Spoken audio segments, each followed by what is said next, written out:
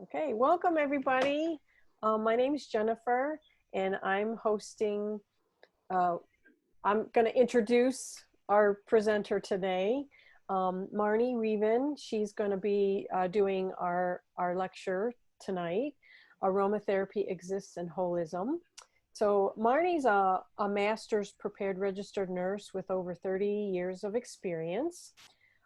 She's a registered aromatherapist and owner of MoMA Aroma. Is that what it is? MoMA Aroma? Yeah, that's how you say it. Specializing in consultation and education in aromatherapy. So Marni is a proud board member of our West Virginia Wellness Incorporated.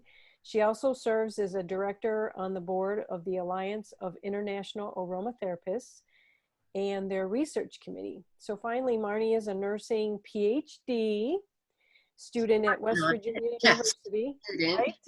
Yeah, yes. Where she's pursuing research efforts related to holistic and integrative medicine. So I'd like to welcome you, Marni, to share us about aromatherapy. Thank you. Thank you so much. And just to remind you guys, housekeeping wise, just go ahead and mute yourselves. We don't do that. I don't know that we have the capacity to mute everybody like some people do on Zoom. And if for some reason this talk goes bad technically, you guys got to all start waving your hands or something, okay? So thanks for coming tonight. It is July 16th, 2020. Oh my goodness. And I am on the board of West Virginia Wellness Incorporated, and West Virginia Wellness has been around for about 5 years now, 4 or 5 years. And it is one of my favorite things in life. They stand for what I want to do. West Virginia Wellness stands for the community and for wellness. So anyway, so I've been on the board for a few years now, and I act as secretary on the board and really just help brainstorm, get ideas, and get ways for us to fulfill our mission and vision for the community. So I thought I would show you a couple of pictures and kind of get things started on a light note. It's going to stay light, but so in February of this year, my sister and I, Molly Mesmer and I, we went to Egypt on an aromatherapy study tour. And so, on the left, there's a picture of me in front of the real pyramid. It's not photoshopped, which is really cool.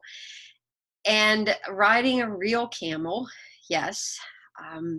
This was the most amazing experience. We ended up coming back, though, on March 1st, and it was about 20 hours before the onset of all the real shock and awe about COVID.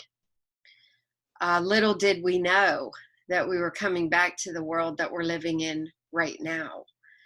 Right after we left Egypt, in the next picture, that is the Nile, and that was the view from our hotel room in Luxor. And that's the Valley of the Kings across the way. It was so beautiful. But the boats that go up and down the Nile and take the tourists, about 20 hours after we came back to the States, they had already quarantined one of the boats. So it's surreal. And I think the whole world we're living in right now is surreal. And so I kind of wanted to start this talk by saying that. There's never been a bigger, better time for us to embrace wellness in a holistic capacity, because we're seeing firsthand that what we've been doing is not working very well, and we don't know what to do. So we're looking for answers. And I just wanted to share these great memories with you. So part of what I want to do tonight, and there's just a couple slides at the beginning here about West Virginia Wellness, because this is a grassroots nonprofit organization that is reaching out about wellness and how the community and the the whole region can stay well, and anyone can be a member. But our mission is to help you learn about HIM, CHAIM. You see that little symbol in the middle of the W's and the V's. And so L'chaim in Hebrew is a toast meaning to life. When the founder of West Virginia Wellness, got this vision, and that's KJ Burley, and she's not on the call, I don't think, at this time. She saw it as complementary, holistic, alternative, and integrative medicine, and that is HIM. So in the middle of those W's and V's, you see the symbol for life, and it fits so well with the mission of this organization. And West Virginia Wellness Incorporated is on a mission to help you learn about complementary, holistic, alternative, and integrative medicine, so you may live a healthier, happier, pain-free, disease-free life. And of course, that can only exist in a holistic fashion. It can't exist in a silo. So we exist and serve the community by doing monthly life lectures. And so this is called a life lecture because of L'chaim, to life, toast. So it's a celebration every month. Annual HIM Wellness Fair, and actually this year in October, this will probably be a virtual conference. And so we're looking forward to putting that together. And as soon as we have a date and times, we'll let you know. And we're here to support wellness. We call ourselves the Chamber of Commerce of Wellness. So that's what we want to be to the practitioners that come into our area, and hopefully that's what we are. So tonight, not a long talk, but really lately, holism has been like all I can think about. And it stemmed from a conference, and I'll go into the history of that here in a few moments. But yeah, I want to discuss aromatherapy and holism model, and determine the place of aromatherapy in holistic sense. Like, where does it fit? And identify what's necessary for safe and beautiful practice of aromatherapy. And then also put together for you and whoever watches this in the future, kind of where West Virginia Wellness is in a holistic practice model. So, and also I want to acknowledge there's people from around the country, and there's Barb. Barb is from Erie, PA. My sister Molly, hi Barb, she's also an aromatherapist and a holistic person in wellness. Then there's Molly, my sister, and thanks for showing us, yes, and all right, so she went on the aromatherapy tour to Egypt, but also Molly, my sister, is the reason why I even do aromatherapy, because in 2014, she introduced me. And thank you for that, Sissy. But she lives in Washington State. So, we've got some people from all over the country, and I don't know where your friend is from, Jennifer. Does she live local? Kim, does she? Yes, she Okay. is. She's local. So, but in all parts of the country and the world, something like West Virginia Wellness is a wonderful way to bring together practitioners who work in a holistic fashion. So, I just want to acknowledge everyone who came on the call, and thank you for coming tonight. So, aromatherapy and holism model, what's the narrative of aromatherapy? You may never have thought about it, but we're going to think about it a little bit tonight. What's our style of inquiry? And then a theoretical framework, because that's the structure that if you want to study something, it is the lens that you can look at your practice or your study from and help you measure your successes and your outcomes. So when considering the impact of something like aromatherapy, we would do well to consider this. Drum roll. Ta-da! Look at this beautiful model. So this is the inspiration for the talk tonight. Let's face it. This is a model of aromatherapy as it exists in holism. And I want to give a special thanks to Professor Amanda Lattin, who is from the American College of Healthcare Sciences. That's in Portland, Oregon. And she is the chair of the aromatherapy department. In probably 2018, the Alliance of International Aromatherapists asked Professor Lattin to create a presentation about aromatherapy and holism. And that started Professor Lattin on this journey of about a year to define what's holism. What does it look like in aromatherapy? And she created this model. So this is original thought, really exciting to see original thought. And I can honestly say that I've never seen anything like this in aromatherapy practice before. And I believe it's just one of those things that's going to happen as we look at the next 10 to 20 years of aromatherapy, what that practice will look like. Will it exist in holism?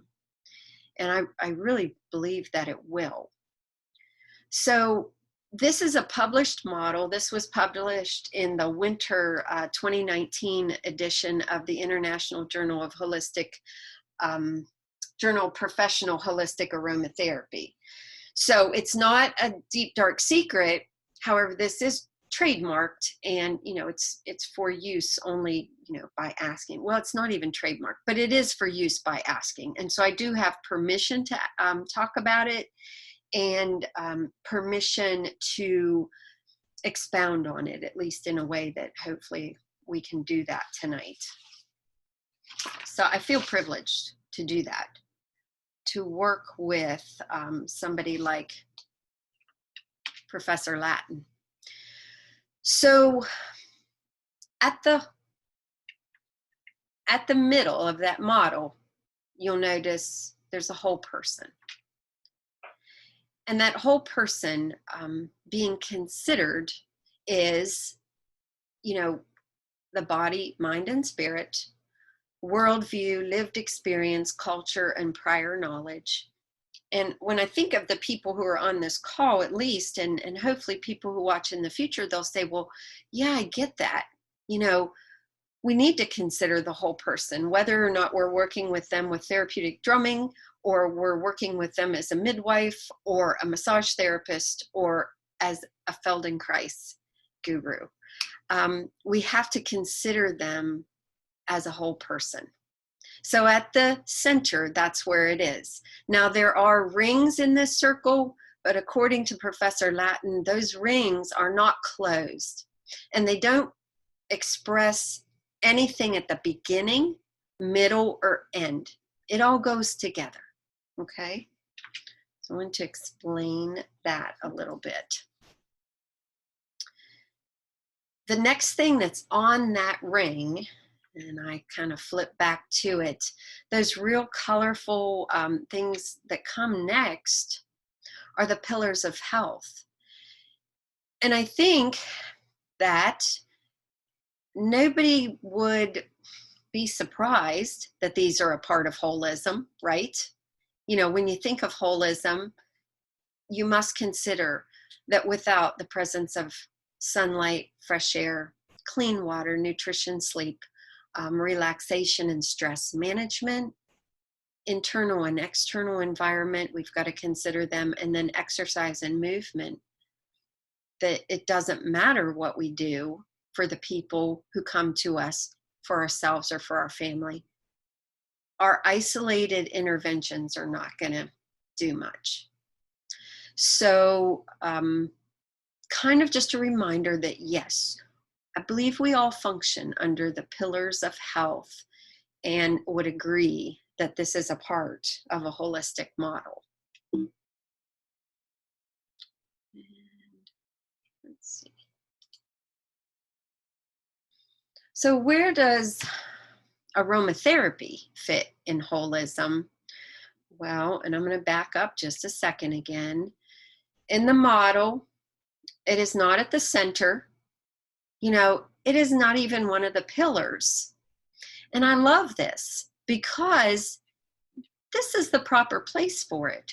This is a supportive therapy, okay? And it has lots of parts to it. There's 8 parts or important factors that come into play. But without the person, the background, and the pillars, this doesn't really mean a whole lot. And we would do well to always consider that. So on the full outer circle, as you look at this model, you have professionalism and collaboration, holistic wellness culture, optimal healing environments, and then client-based care. Well, I see West Virginia Wellness in this. I see Alliance of International Aromatherapists in this. And I see, as a practitioner, and many of you will see yourselves in this, that without this culture and collaboration and environments and client-based care, the rest of what we do doesn't mean a whole heck of a lot. So I belong to something like West Virginia Wellness because it supports my professionalism. It helps me to collaborate. It is a culture that I want to belong to. And it helps me as I figure out how to do what I do. What's the focus? What's the end game? And why am I doing what I'm doing? So aromatherapy and holism has to be contextual and diverse in learning and also in inquiry and research. And I've got a couple of things to say about that. If anyone is listening tonight or they listen in the future and they thought, well, geez, I thought you were going to talk more about aromatherapy, like essential oils or, the chemistry or whatever. We can have a conversation about that. And I'll probably have a nice conversation about that during the wellness conference in October. We will dig into some things about essential oils. However, in a holistic model, that's only one piece of it. And so my desire is that we would look at the bigger picture in this talk.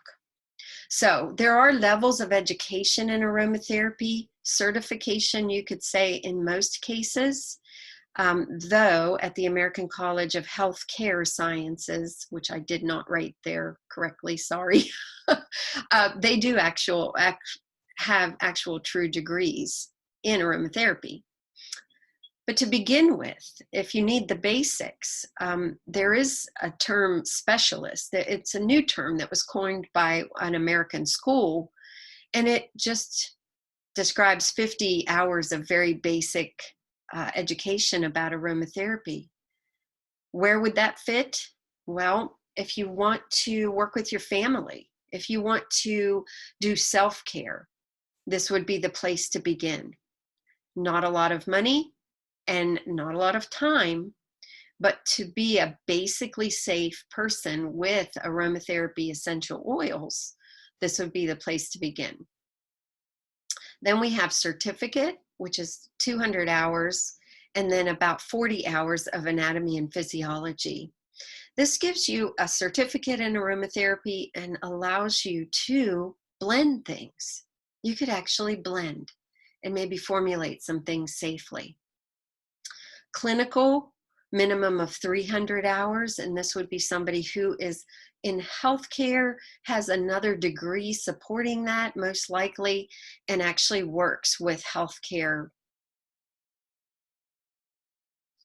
environments. And then advanced graduate. So this adds meat to the clinical and certificate, adds more blending and knowledge about chemistry, and make somebody eligible to be more adventurous in their blending, go deeper, maybe look into how to use preservatives and things like that, and actually work with the public then.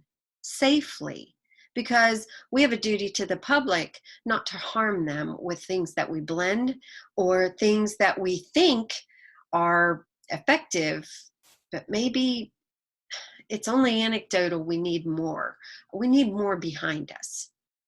So I have got the asterisk there. The ones that are asterisked would be qualified to help with institutional aromatherapy endeavors. Like they could speak to nurses or go and be part of a team to do something in the clinical setting.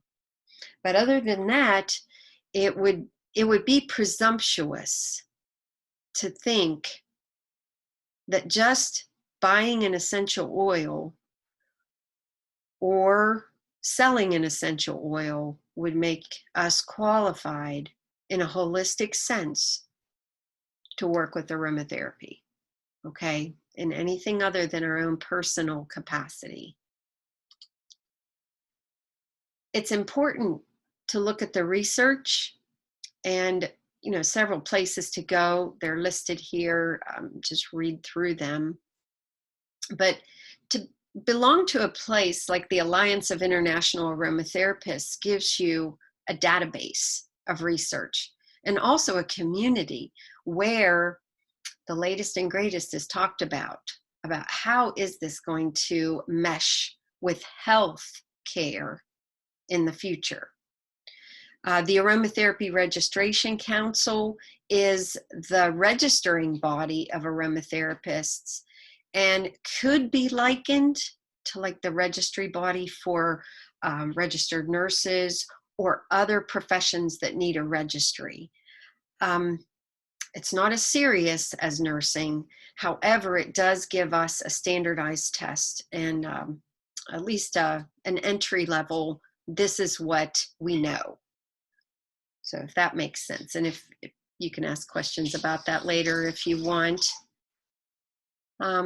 So let's see.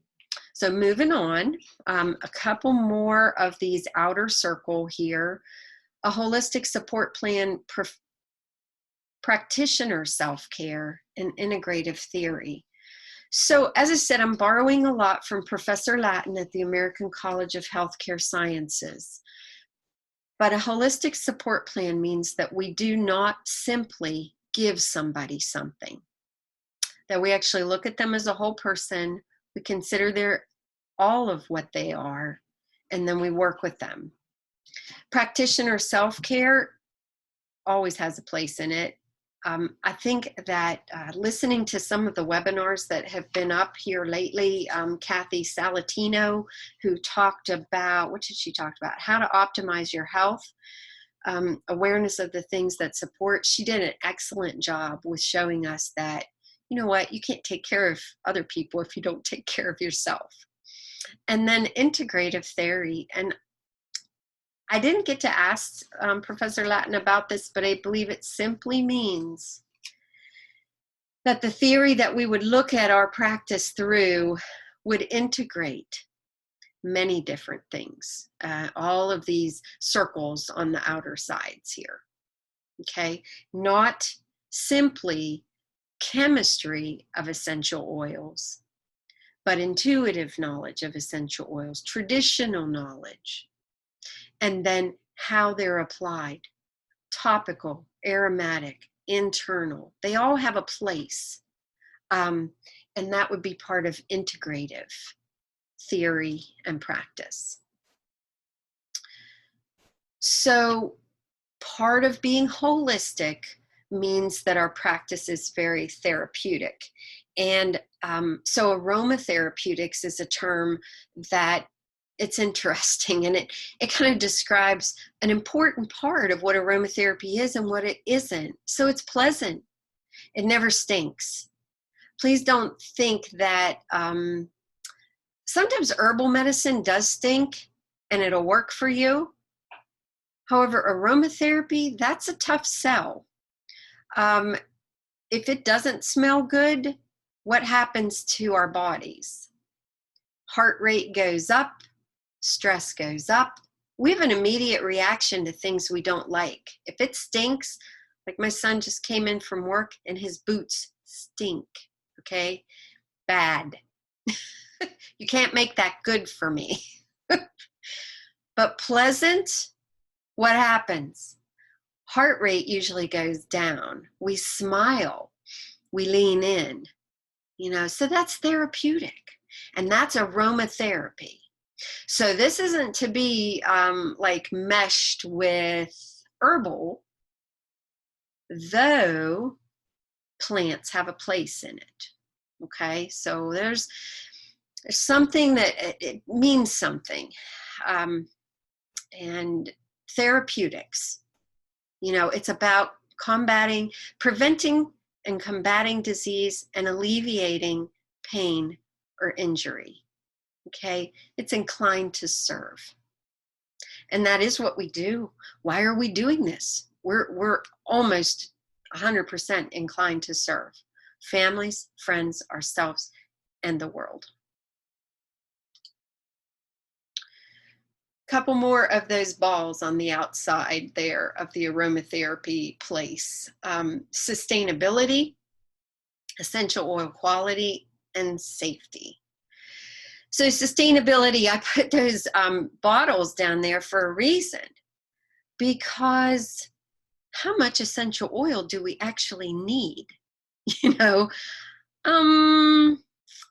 Probably not as much maybe as I have on my shelf, or maybe you have on your shelf. Sustainability is really important. Buy what you're going to use it well, dilute it, make it last. And sustainability also has to do about your education. If you don't know how to store your oils, they're going to go bad. And then you lose them and you waste them.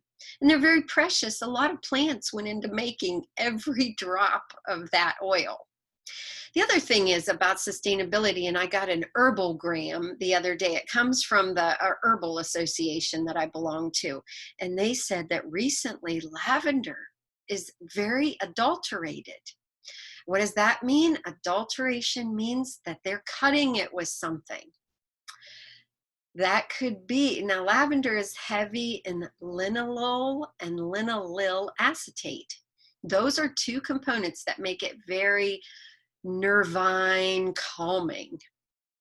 However, they're two highly synthesized components. So, can they be slipped into aromatherapy oils? Yes, they can. Can they be detected?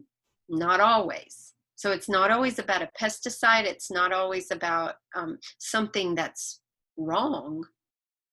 It's about putting in things that stretch the oil supply further. That's sustainability. Really, if we gotta buy what we need, use what we need, respect it for the beautiful resource that it is. And that brings us to essential oil quality and safety, because if there's not enough to go around and supply is not up to demand, then you get people who want to do profiteering and they want to make more money, and quality will suffer. And then we have to worry about safety as well. But you don't know about these things unless you get educated. So, what is an essential oil? Just a blip about this. Just for anybody who might be watching that might say, what the heck are you talking about? Well, it's pretty late in the game for me to tell you this, but here, I'll tell you anyway. EOs, or essential oils, are concentrated essences. They're for plant protection and communication. And there's 400 to 500 commercially produced, and much less are commonly used, more like about 100. But many of those hundreds have hundreds of constituents. So they're very complicated. And in that complexity comes their beauty. But in that complexity also comes the difficulty with doing the research, the difficulty with integrating them into healthcare. So there's nuances here. But that's what they are in a nutshell. And quality. We look for a gas chromatography and mass spectrometry. And when a company will not give it, Do not buy oils from them. They must be transparent. What are they giving you? Because there's no FDA oversight, we need to know. So before purchase, any company handling pure, authentic essential oils should be able to provide this documentation free of charge. Sometimes we must request it, and then sometimes it'll just be public up on the website or whatever. And that's the best, you know. So this is actually one for, I can't remember now, I haven't looked at it for a while. It's bergamot. You see those big spikes? Those are ones, you know, those are the chief ingredients in this thing. And you'd think I would have had this memorized, but the chief ones are limonene, which is research said, you know, that is great for immune boosting, and linalool, which is great for sleep and resting, with linalool acetate. So if you see those three, they're kind of listed on the screen there. They're the three biggies: 33.84%, 14.65, and 33.18. That tells you these are major components. However, look at all the other stuff. You know, there's 30 things in this oil. It's complex, it's beautiful, it's deep. Kind of reminds me of a person, you know. So if we're thinking holistic, we could compare it to an essential oil, a person, or a practice. They're all deep. They're not surface. You got to consider a lot of things. A little blip I wanted to bring in here: hospitals have added alternative medicine. Now, they don't call it alternative as much anymore. They call it integrative. So I should change this. 1 in 4 hospitals now offer CAM, they call it, CAM or CAT, you know, complementary alternative medicine. There's an increase from 8% to 27% in 2005, and that's even higher now. And this is all modalities. This is not just aromatherapy. Believe it or not, it's most popular in the Midwest, and it's less common on the West Coast. Odd, and least common in the South. Not sure exact number, but probably close to 100 healthcare systems use some sort of aromatherapy. There's some big ones in Texas. Minnesota is huge for that. WVU, you know, I got my foot in the door there this past year, and we did a study, but there really isn't much. And there used to be a little bit more. But I'll tell you what, when healthcare suffers any kind of financial decline, what goes first? Complementary, integrative. So more than ever, we have to show the value and also the benefit financially, that people get better quicker, that they actually thrive. I wanted to mention this in our conversation because you may never heard of Dr. Joy or Dr. Joy Bowles. She is from Australia. She is a chemist and an aromatherapy guru. She is very well versed in it, and she wrote this book recently, and I would highly recommend it. It's a quick read. There's 80 pages, and I believe you can get it on a Kindle. But what she does is focus on 3 key areas. So while this isn't a model for aromatherapy like that holistic, you know, thing, this is her theory. This is her lens. So psyche, skin, medicine, and health is in the middle there. And surprisingly, what she tells in this book is just really down to earth.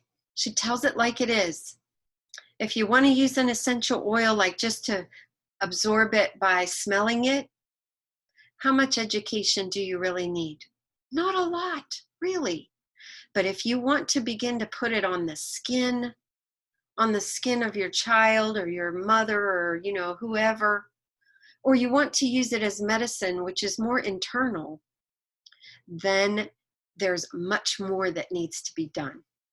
So what she says makes good sense. It says it in a way that's easily read by everybody. And I really respect her for telling it like it is right now to everybody who's in a practicing or trying to do something with essential oils and aromatherapy. So there you have it. You can look for that on Amazon. So a couple other places that talk about safety and best practice: the Alliance of International Aromatherapists found online, and then the National Association for Holistic Aromatherapy. Both places will talk about safety and best practice, point you to schools to go to. A little bit from the AIA about safety and best practice, because in a holistic sense, safety is like at the top of the aromatherapy holistic model. It must be. If we can't keep the public safe, then how can we practice in a holistic manner or say that we do?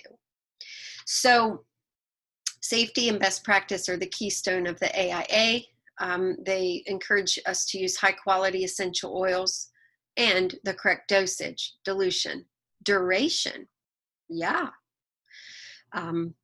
Diffuse for 30 minutes, turn it off, things like that keep people from sensitizing. Storage, levels of education, and of the individual who's selling or administering essential oils. Consulting with a qualified aromatherapist for oil selection, best application methods, and concentration levels will ensure safe and effective outcomes. And using aromatherapy safely, this is one of the best ways, because it doesn't involve putting anything on one's skin or a loved one's skin. Maybe they're sensitive, but if they want to use the beauty of essential oils, then they can use something like a nasal inhaler. And then aromatherapy patches. Okay, they're discreet, portable, disposable. This is what I did use in the aromatherapy study that we did at WVU, and it was just hung from the nurse's badge, and that was a wonderful thing. So, and that's the study.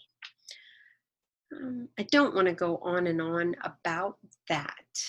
So let me see. There's some other things that I do wish to talk about. Let's come back to this. Give me a second here. So let's see.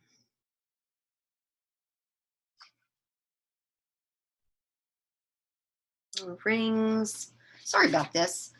I just want to take a step back, and I want to see, there was a couple points that I wanted to talk about. We do believe we're at a crossroads with aromatherapy. Up to this point, aromatherapy has been studied more as essential oil chemistry, okay?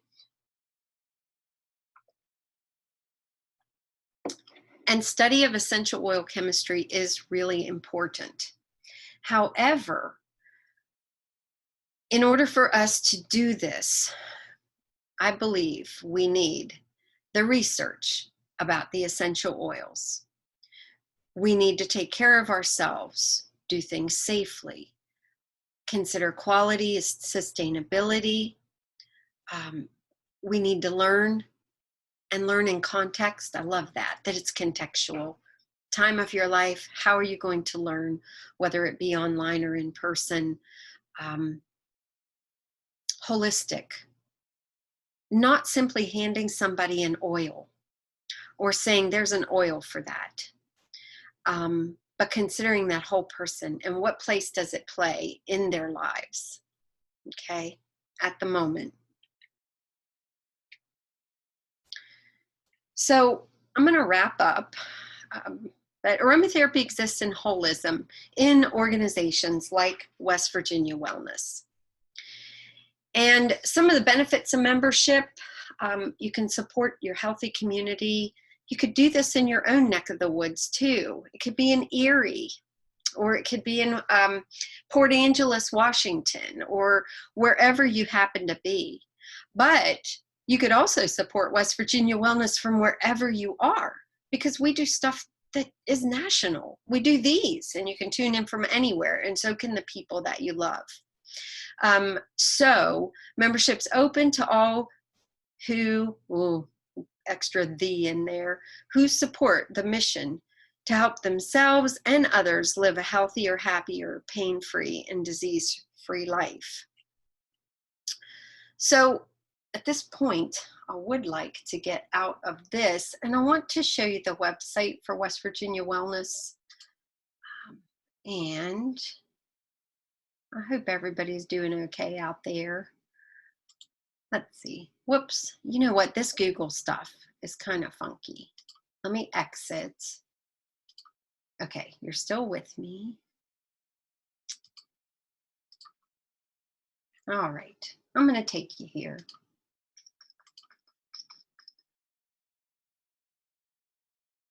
Here it is. All right. Are we good? Can you see it? Thumbs up. Thank you.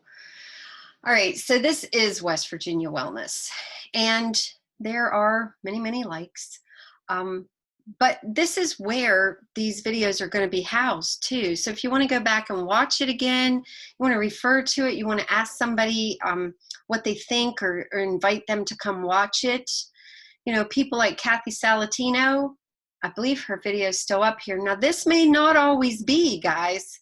We may decide that these are going to be limited or only be on for a certain amount of time.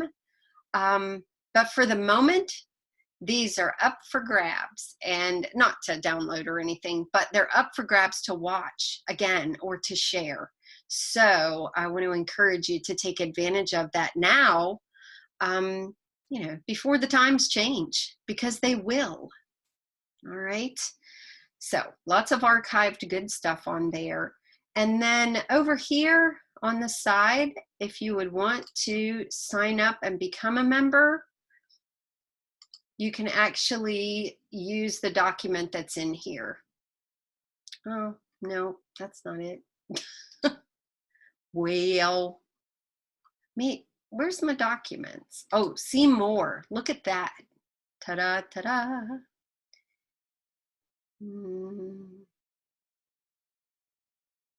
Hey, how come I don't see a membership form up here anymore? Marni, there's one, two, three, four, fifth one down. It says membership application. Thank you. All right. So anyway, it's here. People wonder, how in the world can we do it? We do it with some, you know, a membership, and it is $25 for a year and $45 for 2 years. But this gets you a great discount to our wellness conference, and that's going to be online, so that's pretty cool. And then it would give you discounts to different practitioners. As well, it would give you a voice in this great endeavor. So I just encourage you to consider joining West Virginia Wellness, even from a distance. Hey, everybody loves West Virginia, right? Yeah. All right. So am I still screen sharing? Am I still sharing anything? Yes. Did you want me to? No, I still want to. Oh, I just okay. didn't Yes, know. you're still sharing. Thank you. Thank you. So, yeah, I just wanted to tell people about that. It's important. So, yeah, anyway, so that's who we are and where we are and where I am, kind of. And I wanted to start a conversation about holistic practice. Recently, the NCCIH, which is the National Complementary Branch of the NIH, they put out a call for us to give public comment. And I ended up responding to that with some input from some people, pretty much all over the world, in the United Kingdom, in Australia, um, from Oregon, actually from Professor Latin. And we sent something in to say that we need aromatherapy at the table for the 2021-2026 strategy for complementary therapies. Aromatherapy, it deserves a place at the table, but we're not real sure what our conversation is yet.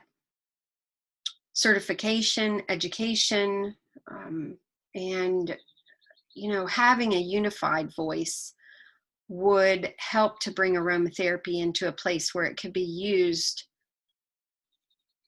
safely.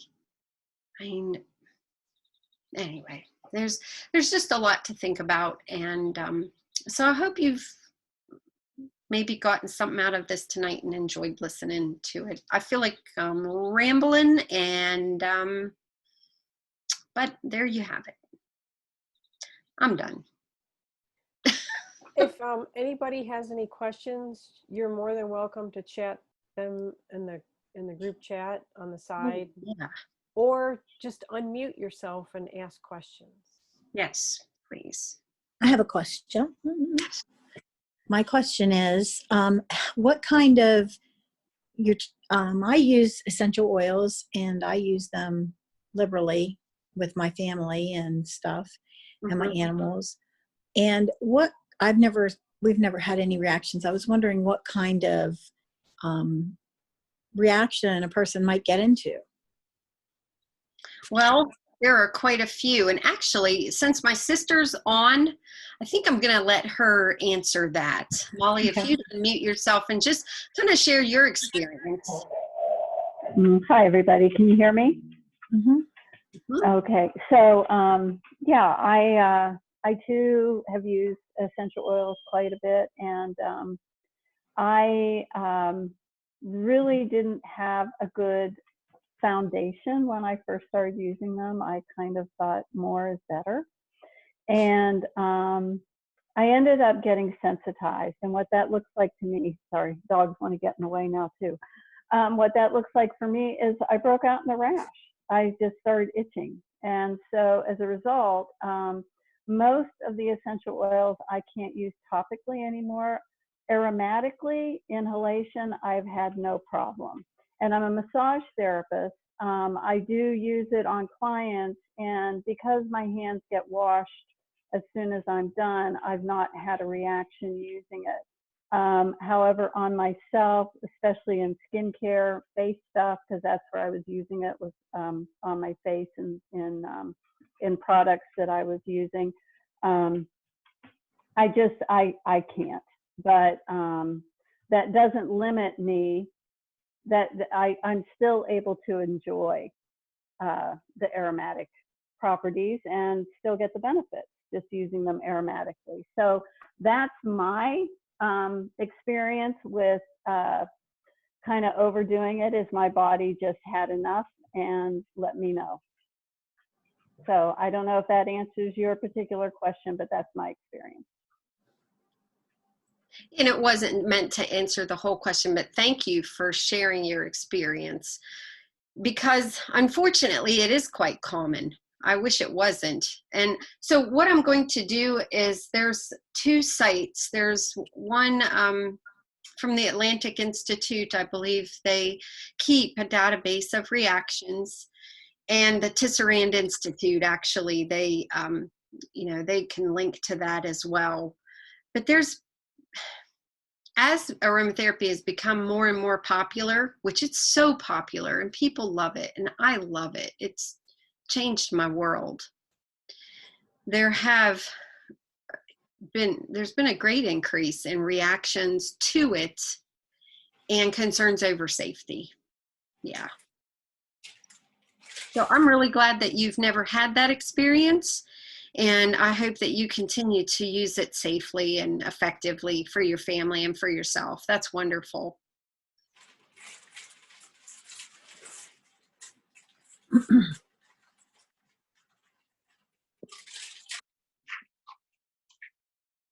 Does that answer your question? Yeah. Oh, Okay. I'm sorry. I was just waiting on somebody else to talk. Oh, yeah, no. Anyway. Does it, when you get on the website that it says the catalog of sensitivities and stuff that you were talking about, does it give you brand names and things like that? Or I don't know. It just could be any Tom, Dick, and Harry lavender from wherever, and it just says lavender? Do you think? Yeah. Well, since in the U.S. there is no government oversight of oils at all, I don't believe any of that has to be reported. So oftentimes it is not. If you went to Australia, they actually do have the government oversight. So if they go to the grocery store and they buy some essential oil, it supposedly is what it says it is. However, in the United States, we don't have that regulation.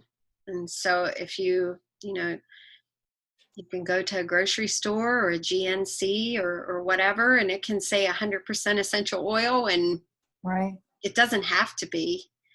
I had the first essential oil that when I first started using essential oils, my daughter gave me a bottle, a aromatherapy necklace, and a bottle of lavender came in it. Well, there were 4 different things, but lavender was the one. And I thought I didn't think it smelled good. She got this stuff on Amazon and kind of came as a set. And I didn't like the way it smelled. And later on, I got clued in that I should look at the ingredients. And it didn't even have any lavender in it. It said lavender on the front, and it said 100% pure therapeutic essential oil. But on the side, it said it was something. It said what it was, and it said it was a lavender-like plant. So it wasn't even lavender. That is the funky stuff that we see happening. So you can imagine if somebody didn't have any maybe nose savvy about that, and they put that on, what are they putting on? Right. You don't even know. So that is what, so there's aromatherapy and aromatherapist. And then there is essential oil and essential oil companies. And they're not always the same thing. However, it's all lumped together into one thing. Because when I bought essential oils, it didn't make me an aromatherapist. When I became an aromatherapist or went and got some education, I realized some things, and I don't know, it changed. It changed the way I looked at the essential oils, and it gave me a deeper respect for them. Yeah. So, I guess that is why I belong to West Virginia Wellness, and why I continue to get education in aromatherapy. Why, as a nurse, I believe it's an important thing for me to have an education in the integrative modality that I have, so that I can share it in healthcare. And sharing it at WVU, being registered, certified, has opened doors for that, and will help protect the people that I work with, hopefully. So that's where, so I see aromatherapy, it exists in a holistic fashion for us to be able to share it with the world and with healthcare. The whole package has to be there. We have to understand essential oils and appreciate them. Well, let's do everything else too. Hey, Marni. This is Beth. I just wanted to say I extremely appreciate your concerns about safety and the fact that you've devoted such a portion of your life to sharing what you do. I know it's impactful in so many levels, especially with health. And I was curious about a statement you made about a diffuser. That after 30 minutes, somehow the brain doesn't record perhaps the smell after 30 minutes. Is that what you're referring to? Well, our sense of smell does habituate, or they call it nose blindness. And I think we've all probably experienced it with essential oils or with our own perfume or even with deodorants that we use. The folks who are doing a lot of research and looking into essential oils find that it's not the length of time that you diffuse. It is what you diffuse, where you diffuse, and especially around children and pets, to do short intervals. And they almost every diffuser has a timer on it, but to set it for that short time, let it get into the atmosphere, and then again, let it clear out of the atmosphere is more healthy for us as far as our lungs go, and more healthy for the environment that we have. So yes, we habituate. You won't smell it anymore. And if you do just let it turn off after 30 minutes, then when you turn it back on again, it'll be this glorious, beautiful thing again. Okay. And that is more than half of aromatherapy, right? Yep. We don't call it aromatherapy for nothing. It is about the aroma. If you like the aroma, you will immediately react to it in a beautiful way. You can't stop it. If you don't like it, you will not be able to stop that reaction either, no matter how good it is for you. So when you did the research with the nurses, did you have to take their patches off after 30 minutes? No, and that is one of the beauties of patches. So these little patches, I'm going to get one and I'll show you.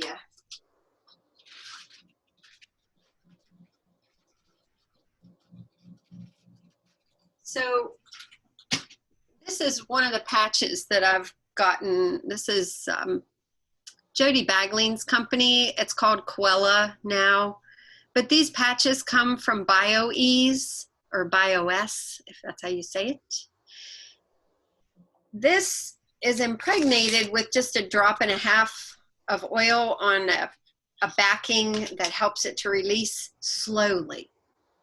So when it hung, so say it was about right here on the nurses, on the badge card, and that badge card kind of swung back and forth, from their collar. And every once in a while, they would catch a whiff of this. The nurses commented that after a while, they did habituate to it, and it wasn't as strong of a smell.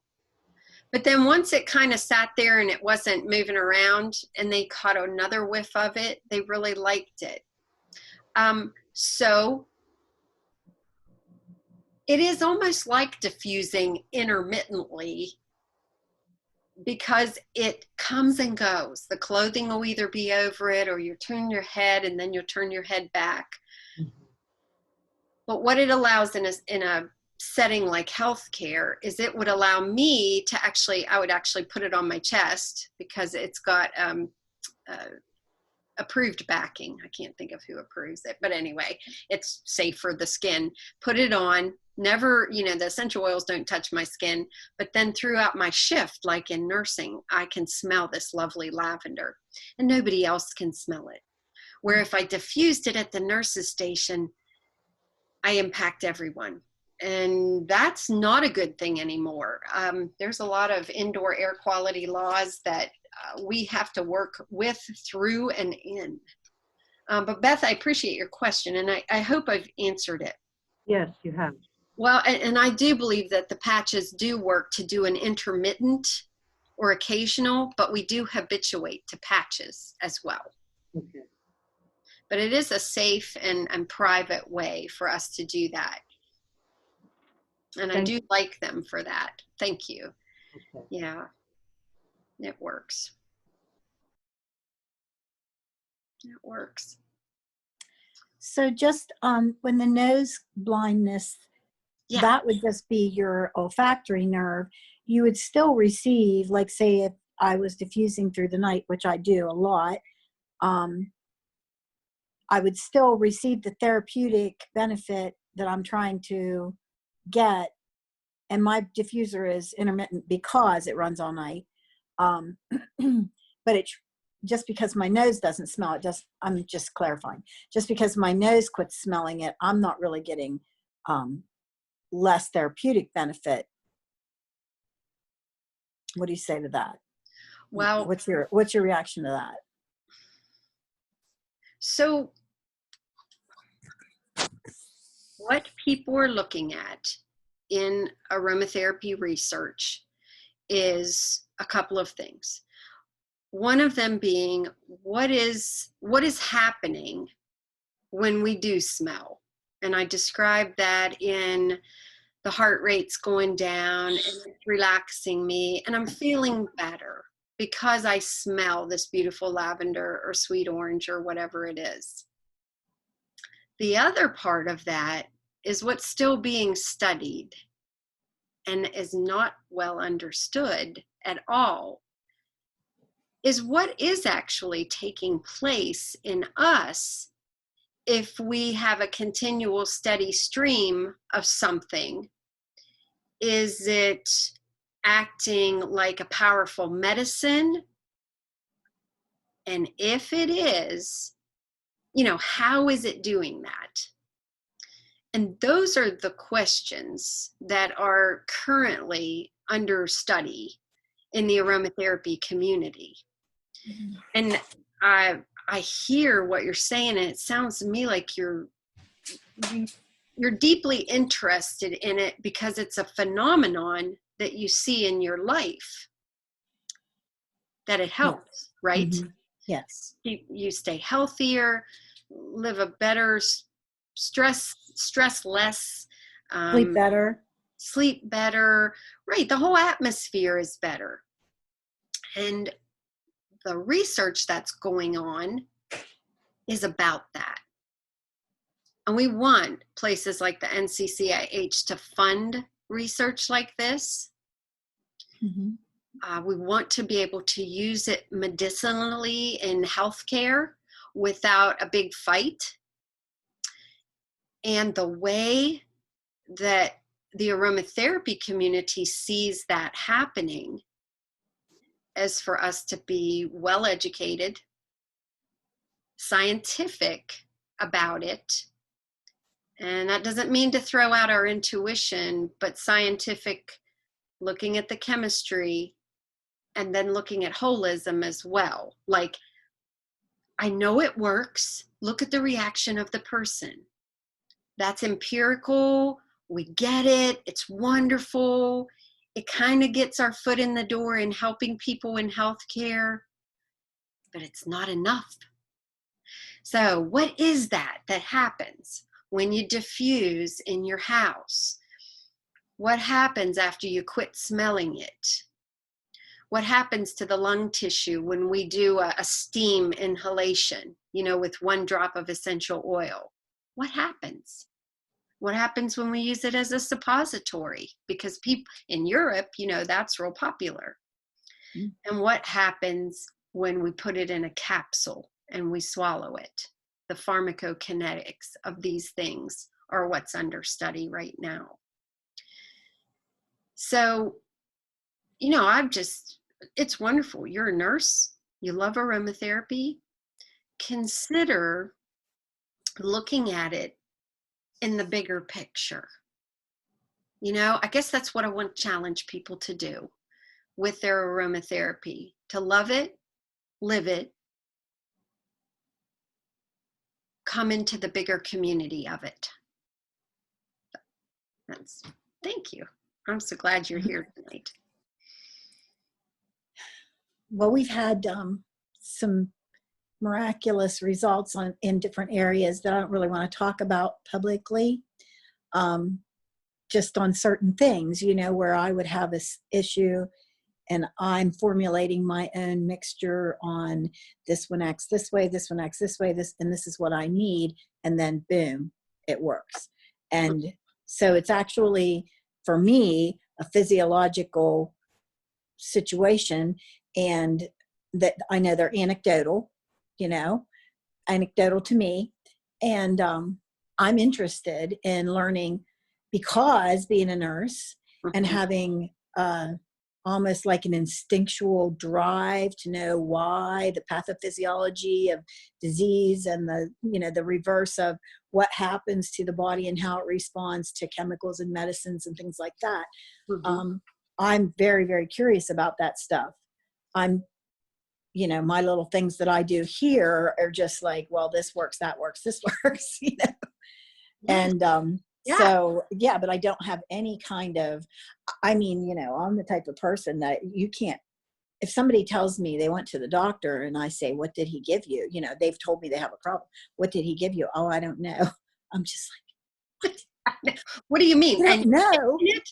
Yeah. Oh, no. So I could never go to the doctors and then not know what I was going to be taking, So I'm very curious about that stuff, but I just really don't know. Well, then I do encourage you to look around at some of the things that I'll post after this, because I'll put some resources up to places like the Tisserand Institute and links to places like the Alliance of International Aromatherapists, which is much more scientific based than the other organization, the NAHA. And I find the AIA is very good with us healthcare practitioners, because they're very serious when they accreditate, or that's terrible. I got to say right here. When they give accreditation to a school, it means something.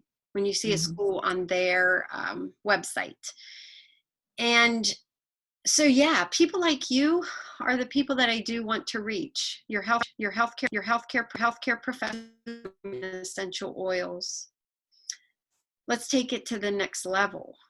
Let's make it something that we can actually share with the public and integrate into the bigger world than just our families. So, and our families are very important, but your anecdotal becomes a case study. And from there, it becomes a pilot study, and then a clinical study. So, that's where it begins. And you and I should talk, because I've done some work with different things, and I've done some good case studies, and I could share those with you, and you would see what I'm talking about. And you would, I think you'd probably see yourself in them. So, Marni, would you be able to put the links down in the chat so that way people can see it? I probably can. Let's see. How about I ask my sister to? Molly, would you do that? Just because I feel like if I go out poking around too much right now, I'm probably going to mess some up. What do you want me to do, sis? I'd like you to get the link for the Alliance of International Aromatherapists. Oh man, you're asking me to do stuff that's way out of my pay grade. Oh, if you'll get the Alliance, I'm going to get Tisserand Institute. There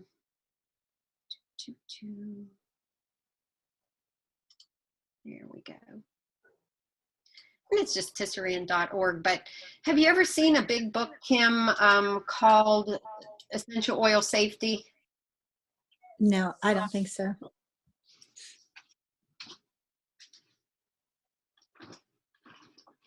It's rather biblical. Looks like a nice Brunner's Sudderth medical surgical. Yes, it does, doesn't it?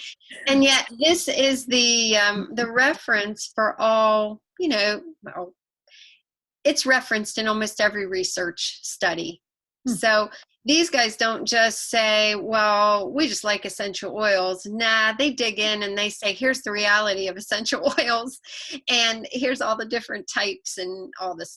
It's just an amazing book, and it's a reference that is invaluable. So anyway, there's always something to learn, and we love it. But you're already doing anecdotal stuff that works, and so are other people. Jennifer, you're probably doing stuff too with your oils that are joyous and you love them, right? All the time. It's like a All daily routine. What? You know, from when I wake up till I go to bed, there's always some type of daily routine. Yes. And it enhances your whole life. Mm-hmm. So, all right. So there's some things coming into the chat box, right? And I'm going to share what I just put up there. Okay. So that's the Tisserand, the Alliance.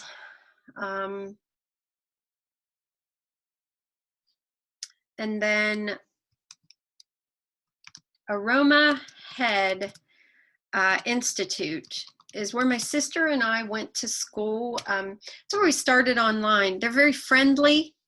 They're very accepting of everybody. You know, if you love aromatherapy, they love you. yes, they're very kind and gentle. Yes.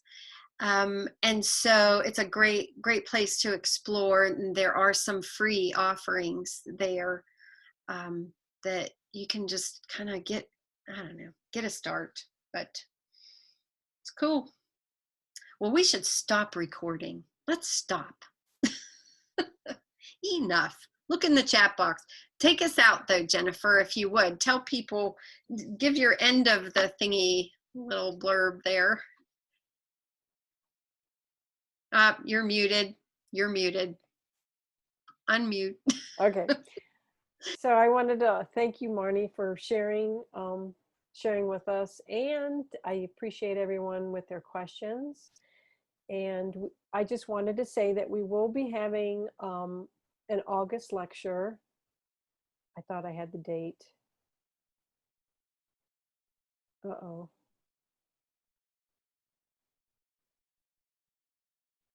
Oh, August 20th will be our next life lecture.